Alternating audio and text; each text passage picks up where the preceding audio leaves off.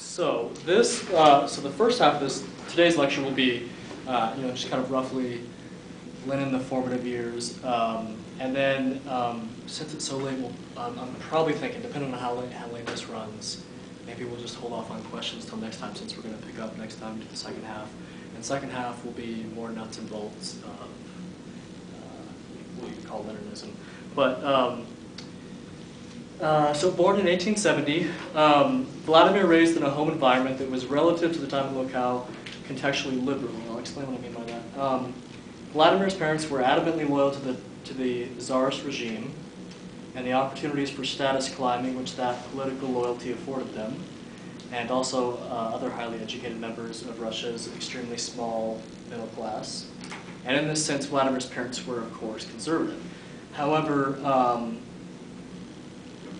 they fancied themselves as part of an educated culture segment of Russian society which took its cues, however ameliorated, from Enlightenment-era Europe and advocated moderate or liberal reforms within the political system of Tsarism, which they were hoping would hasten Russian comparability with Western Europe, economically, culturally, etc.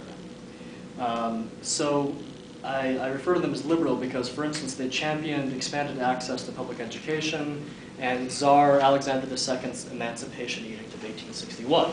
And I'll do a little background on the Emancipation Edict of 1861. A century and a half before the Emancipation Edict of 1861, during the 18th century, Peter the Great had reinforced feudalism by forcibly tying peasants to their landed masters. And I'm coming mostly from this biography on Lenin by Robert Service, so I'll be quoting Service a lot in here.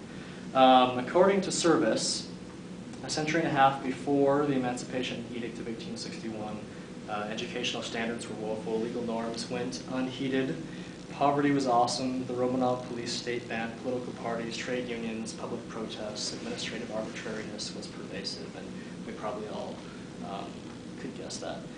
So let's jump back to 1861, mid-19th century, a decade before Vladimir's birth. The Emancipation Edict of 1861, to be sure, did introduce marked reforms. However, the quality of life for the overwhelming majority of Russians, even after this edict, was still impoverished and subservient. Former serfs now eked out their subsistence as tenants. And I would argue the main difference here is a linguistic term applied to them, with marginal rights on small plots of land. These plots of land, although worked and inhabited by one familial generation to the next, were even after the Emancipation Edict of 1861, rarely owned outright by the new tenants, and the former compulsion to pay tributes under which they formerly suffered was replaced by the compulsion to render rents. And one kind of a crude example is also very near the same time the Emancipation Proclamation here in the United States of America, outlawing slavery in the early 1860s, and the return of former slaves, now tenants to their former masters' small plots of land, the high rents they had to pay, the minimal actual change in living conditions. And so a crude example can be our own Emancipation Proclamation. Service writes that after the Emancipation Edict of 1861, of which Lenin's parents were strong proponents, and that's why I characterize them as liberal, quote, there remained a massive gap between rich and poor. For instance, the legendarily rich Yusupov family had estates all over the country, land equivalent in size to small European countries, while the Russian peasantry, which made up the vast majority of Russian society still, were subject to arbitrary and capricious law, including floggings. This is after the Emancipation Edict. Vladimir's grandfather was a feudal lord over 40 families, from which peasants' rents would support Vladimir and his immediate and extended family until Vladimir's adulthood. Vladimir's father was first inspector, then director of popular schools, achieved a noblemanship that entitled him to be addressed by others as His Excellency, and was awarded the prestigious honor of the Order of Stalinov first class. And I point these out because this becomes really interesting in the historiography, because critics of Lenin will say, basically, he was royalty almost, like lower class royalty. And this is actually really inaccurate and not fair. They would be considered, notwithstanding that his father had achieved that rank, they would be considered part of the small middle class of Russian society at that time. His father still had a job as an inspector of public schools, and that's how he achieved that status of nobleman.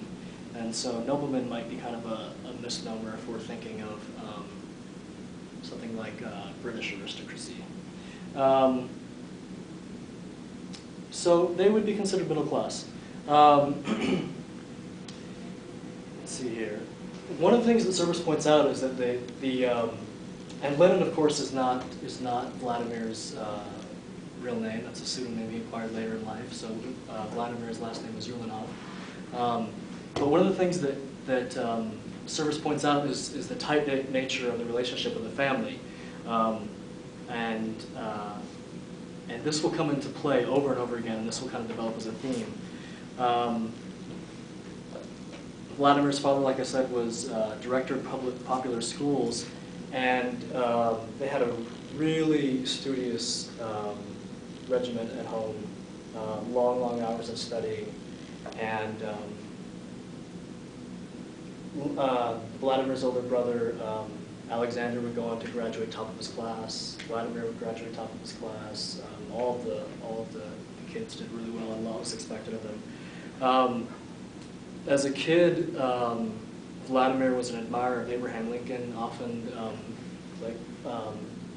in make-believe games, played Northern troops. And his favorite book as a kid was actually the American book, Harriet Beecher Stowe's Uncle Tom's Cabin, actually. And if you guys remember from high school, she had written this novel, and she later met Lincoln during the Civil War, and Lincoln said something to the effect of, so this is the little lady that started this great big war, and I'm not sure actually if I don't know if that's ever been confirmed, but that's the story that's been told for a long time. But that was his favorite book.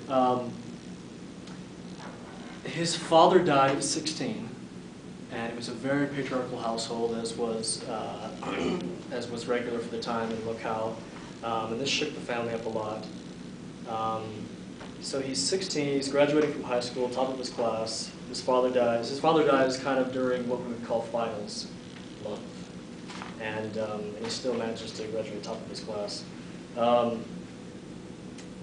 He's 16 years old. I'm going to pause here and talk about Russian revolutionaries of the 1860s and 1870s and kind of lay some groundwork here, because